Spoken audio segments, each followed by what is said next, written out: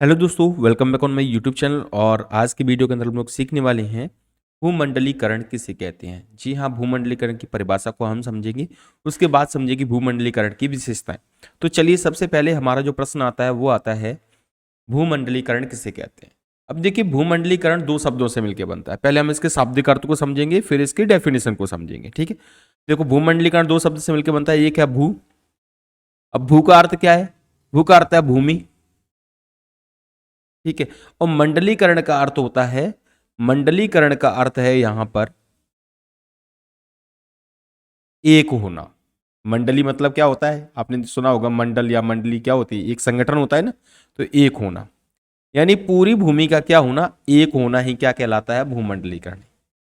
ये समझ में आ रहा है आपको? इसका मतलब ये है कि जैसे यहां पे भूमंडलीकरण क्या है, आपको होता है पूरा वर्ल्ड। ठीक है, इसमें क्या है, कई देश हैं और सभी देशों के आपस में क्या है, सीमाएं क्या है, बटी हुई है। और जब ये सीमाएं बटी हुई हैं तो दो देशों के बीच में जो पड़ोसी देश होते हैं उनके बीच में आपस में क्या होता है, थोड़ा बहुत टकराव हो जाता है, जिसमें राजनीतिक टकराव होता है, कभी लड़ाइयां भी, युद्ध जैसी परिस्थितियां भी बनती हैं। ठीक है, तो इसको कम करने के लिए जो शब्द यूज किया गया है वो है भूमंडलीकरण।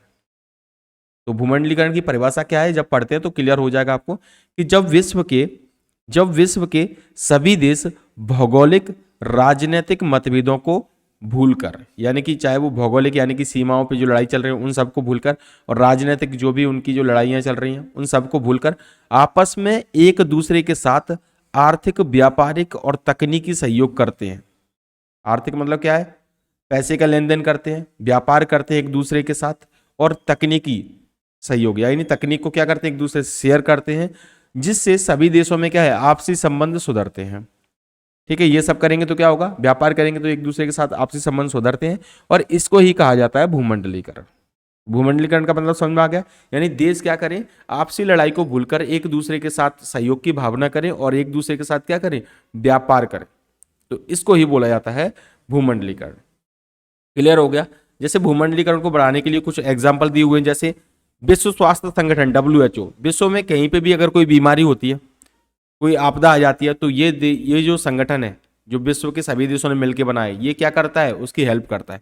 या फिर किसी एक देश पे क्या है, पैसे की कमी आ गई, तो क्या करता है, कोई दूसरा देश उसकी हेल्प कर सकता है। कोई भुखमरी पड़ रही है किसी देश में, तो उसकी क्या कर सकता है, सहायता कर सकता है। तो यही है भूमंडलीकरण। भूमंडलीकरण का मतलब समझ में आ गया, सभी देश आपस में मिलकर रहेंगे, इसी को भूमंडलीकरण कहते हैं। ठीक है, अब यहाँ पे भूमंडलीकरण की विशेषताएं क्या है? सबसे पहली विशेषता यही है कि विपरीत परिस्थितियों जैसे महामारी, प्राकृतिक आपदा, या फिर किसी एक देश पर संकट के समय, मान लो किसी देश में क्या है, महामारी फैल गई, बीमारी फैल गई, कोई प्राकृतिक आपदा आ गई, भूकंप आ गया, ठीक है, ऐसा हो जाता है कि नहीं, तो इस समय क्या होगा, अन्य देश उस देश की क्या करते हैं, सहायता करते हैं।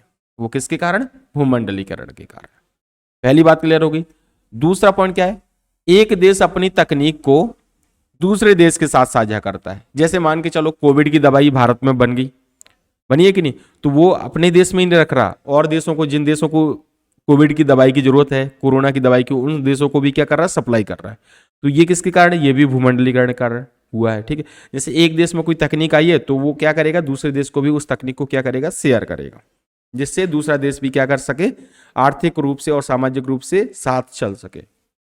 तीसरा पॉइंट है हमारा, भूमंडली के कारण, भूमंडली के फलस्वरूप सभी देश एक दूसरे के साथ व्यापार करते हैं। सभी देश क्या करते हैं, व्यापार करते हैं, अतः सभी देश एक दूसरे पर क्या हो जाते हैं, निर्भर हो जाते हैं। व्यापार करेंगे तो एक दूसरे पे क्या हो जाएंगे, निर्भर हो जाएंगे, और इस निर्भरता के कारण युद्ध जैसी परिस्थितियां नहीं बनती। जब आपस में व्यापार करते हैं, तो जब युद्ध करेंगे तो उनको लगता है कि अगर हम युद्ध करेंगे तो हमारा क्या हो जाएगा, इसमें हमारे पैसे का क्या होगा, नुकसान होगा। तो इससे क्या होगा, भूमंडलीकरण से ये हो जाए, ये फायदा हो जाता है कि युद्ध जैसी परिस्थितियां नहीं बनती। कोई भी युद्ध करने से पहले 10 बार सोचेगा। ठीक है, तो लड़ाई होने की चांसेस क्या हो जाते हैं, कम हो जाते हैं। और लास्ट है, भूमंडली के कारण देश में आपसी सहयोग की भावना बढ़ती है। भूमंडलीकरण के कारण देश में क्या होता है, आपस में लोग रहते हैं, सभी देश आपस में मिलजुल कर रहते हैं। तो ये है भूमंडलीकरण। तो आई होप आप लोग को ये छोटा सा वीडियो पसंद आया होगा। अगर आपको ये छोटा सा वीडियो पसंद आ गया तो प्लीज़ वीडियो को लाइक कर दीजिए, और चैनल पे नए तो चैनल को सब्सक्राइब कर दीजिए। मिलते एक नए वीडियो के साथ, तब तक के लिए जय हिंद, वंदे मातरम।